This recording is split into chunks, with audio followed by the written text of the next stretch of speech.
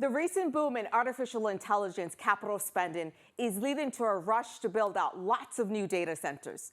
However, is the key hurdle for the AI revolution getting enough electricity to meet this growing demand? How is the nation's electrical grid preparing to power AI, and what are the investment implications?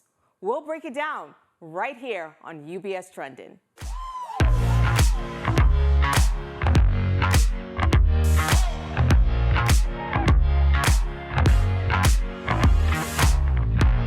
Hi everyone, and welcome to UBS Trending. I'm your host, Nadia Lovell, filling in for Anthony. We are continuing the conversation on the surge in AI capital spending. Today, Jay Dobson from the CIO is in studio to unpack what it means for utility companies. Jay, U.S. electricity demand has been growing slowly over the last few decades.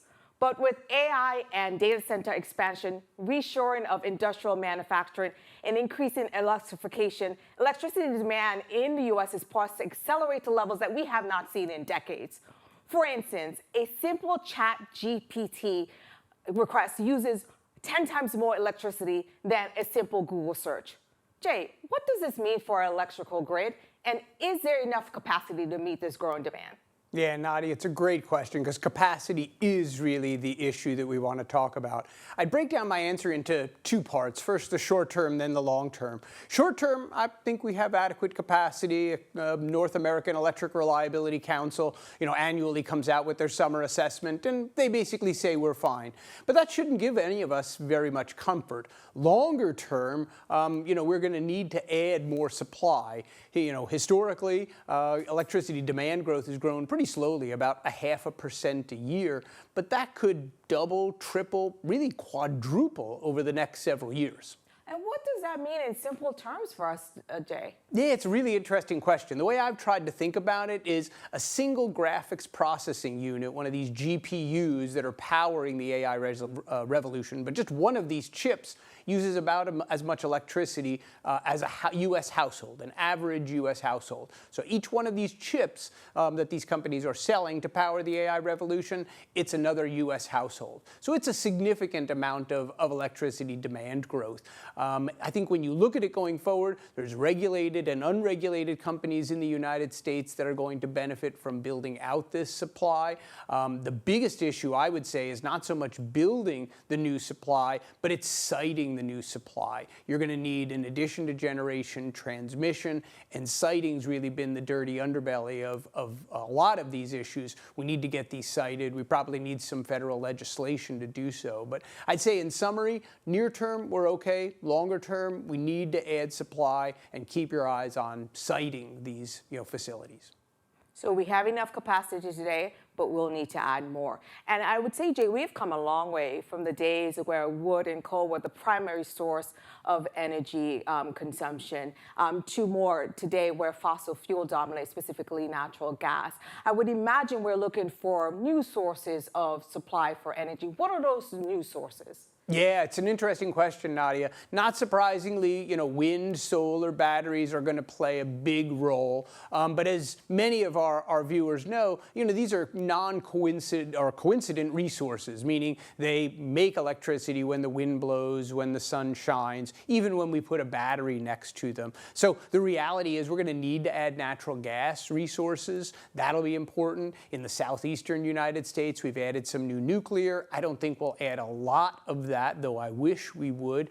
The reality is we'll really have to add solar, wind, and natural gas-fired capacity in order to fuel this. Again, as I said earlier, I think siting these things is going to be important. And as I said, transmission is going to be really important. Remember, we're adding new supply. That tends to be further away from where the demand is, so we need to get the power on the system and then meet the demand where it is. But I'd say in summary, wind, solar, batteries, natural gas will be the primary additions. So we're going to see a more diversified sources of energy. I would say over the last year, we've seen a lot of the AI tech stocks really rally, but more recently, we've seen a broadening out of that, even into utilities where people are trying to take advantage of the expected pickup in demand. What are some of the opportunities do you see in utilities for investors? Yeah, I mean, there's probably two different sets of opportunities within utilities. And I'd set sort of the landscape as, utilities haven't performed very well on a relative basis, over the last 3 years or so. But when you look at it recently, the sector's really started to get a bid. Part of that is these unregulated companies that can essentially benefit from higher prices and essentially the higher demand that's driving those higher prices. You'll also have the regulated companies that need to invest. They are regulated on the basis of an asset times rate of return, so a more muted sort of benefit from this. But it certainly gives us greater confidence in their earnings growth. So I do think utilities are reasonably poised looking forward to benefit from this, even if it's more muted than some of the tech companies we're seeing. I think the other thing you'd have to say, and it harkens back to my comment on natural gas a moment ago, we can almost talk about energy transition here. And again, I think it tells us that, investors should have diverse exposure to utilities, but really broader energy, because all of this increasing demand is going to drive need for more energy broadly. So wind, solar, natural gas, lots of different various sources, some of which, quite frankly, we don't even know what they are yet. They're in development. So we've talked about how utility companies are instrumental in lighting up AI, and we've talked about some of the investment opportunities. But AI monetization is also important. Maybe longer term, it'll help with some of the world's most complex problems, including energy transition and also climate change. But in the here and now today, how are utility companies using AI in their daily operations? Yeah, it's a really interesting question, Nadia. When you think about utilities, I think a lot of, certainly I did for years, think really boring companies. But when you really look inside a utility and it gets at the very issue we're talking about, supply and demand, remember when you turn on a light switch, close to you, you make a power plant react to what your electricity has to be provided exactly at the time it's demanded. So when you look at how utilities are using AI, they're looking at weather forecasting. Can we make a better weather forecast? Because they have to plan resources. You have to have resources standing by, ready to serve load, since it does tend to be a little unpredictable. So I'd say weather forecasting, number one. Something mundane that I just figured out recently, they're using it around tree trimming. Historically, you used to have drivers just drive around the neighborhood and trim trees around power lines. Now they're using, sort of over aerial views to process through AI to determine which are the lines most at risk and where should they be focusing their efforts. But I'd say overall, dispatch of the power system is going to be something that really benefits from AI. Energy transition as well ultimately will benefit from it. So I think it's really exciting operationally, arguably for someone who looks at these companies all the time. It's as exciting operationally as it is from a supply-demand perspective.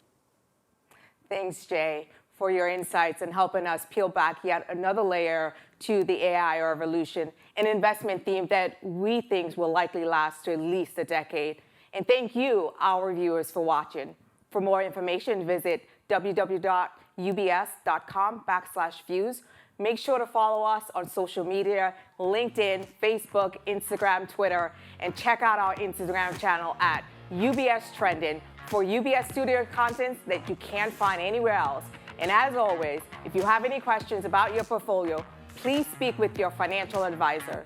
Until next time, I am Nadia Lovell, filling in for Anthony. Have a great rest of the day, and remember to keep your eyes on what's trending.